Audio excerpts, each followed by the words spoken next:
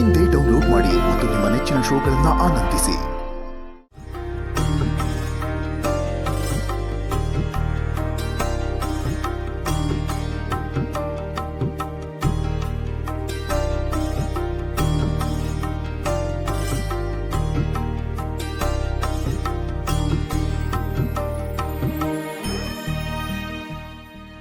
ನಂಗೆ ಚಾಪೆ ಎಲ್ಲ ಬೇಡ, ನಾನು ಕೆಳಗೆ ಕೂತ್ಕೋತೀನಿ.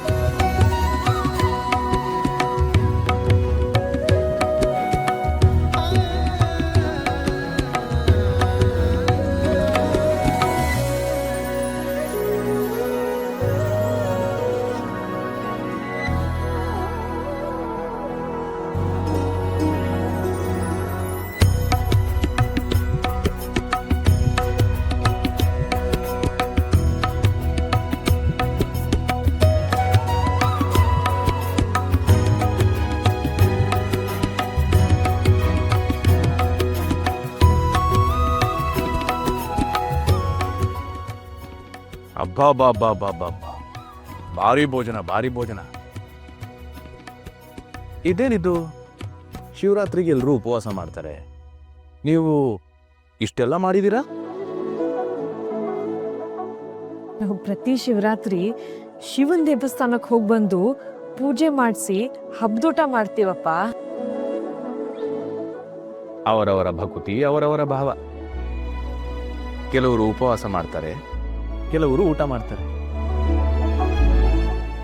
ಆದರೆ ರುದ್ರನ್ಗೆ ಊಟನೋ ಉಪವಾಸ, ಉಪವಾಸನೋ ಊಟವೇ. ಭಕ್ತಿಯಿಂದ ಯಾರು ಏನನ್ನು ಮಾಡ್ತಾರೋ ಅದನ್ನ ಪ್ರೀತಿಯಿಂದ ಸ್ವೀಕಾರ ಮಾಡೋದೇ ಅವನ ಕೆಲಸ. ಸಾವಕಾಶವಾಗಿ ಊಟ ಮಾಡಿ.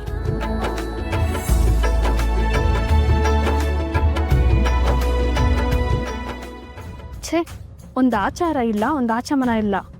ದನ ಹುಲ್ ತಿಂದಂಗೆ ತಿಂತಿದ್ದಾನೆ. ಶಿವರಾತ್ರಿ ದಿನ ಈ ಅಶುಭನೆಲ್ಲ ನೋಡ್ಬೇಕೆ?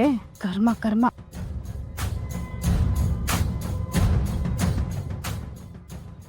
ಊಟ ತನ್ನಿಚ್ಛೆ, ನೋಟ ಪರ್ರಿಚ್ಛೆ ತಾಯಿ. ಈ ಮಾತನ್ನ ಕೇಳಲಿಲ್ವೇ ನೀವು? ನಾನು ಊಟ ಮಾಡೋದೇ ಹೀಗೆ. ಅಯ್ಯೋ ಶಿವನೇ, ನನ್ನ ಮನಸ್ಸಲ್ಲಿ ಅಂದ್ಕೊಂಡಿದ್ದು ಇವನ್ಗೆ ಗೊತ್ತಾಯ್ತು? ಅಂತರಂಗದ ಮಾತು ಬಹಿರಂಗದಲ್ಲೂ ಇದ್ರೆ ಅದೇ ಭಕ್ತಿ.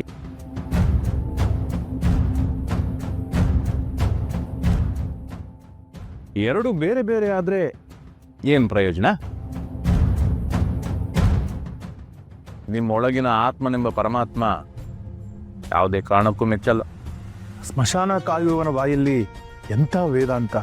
ಯಾಕೆ ಸ್ಮಶಾನ ಕಾಯೋನು ವೇದಾಂತ ಹೇಳ್ಬಾರ್ದೆ? ಕಾಯಕ ಹೊಟ್ಟೆ ಪಾಡು, ಜ್ಞಾನ ಆತ್ಮದ ಪಾಡು. ಜ್ಞಾನವನ್ನು ನೋಡಿ ವ್ಯಕ್ತಿತ್ವವನ್ನು ಅಳಿಬೇಕೇ ಹೊರತು ಕಾಯಕದಿಂದಲ್ಲ. ಖಂಡಿತ ಕಣಪ್ಪ, ನಿನ್ನ ಮಾತನ್ನ ನಾನು ಒಪ್ತೀನಿ.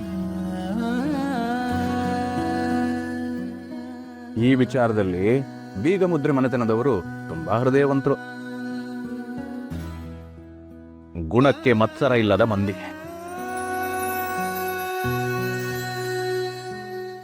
ಅದಕ್ಕೆ ನೋಡಿ, ಭಗವಂತ ತನ್ನ ಕ್ಷೇತ್ರ ಕಾರ್ಯಕ್ಕೆ ಇವ್ರ ಮನೆನೇ ಆಯ್ಕೆ ಮಾಡಿಕೊಂಡ. ಅಂದ್ರೆ ಅರ್ಥ ಆಗ್ಲಿಲ್ಲ.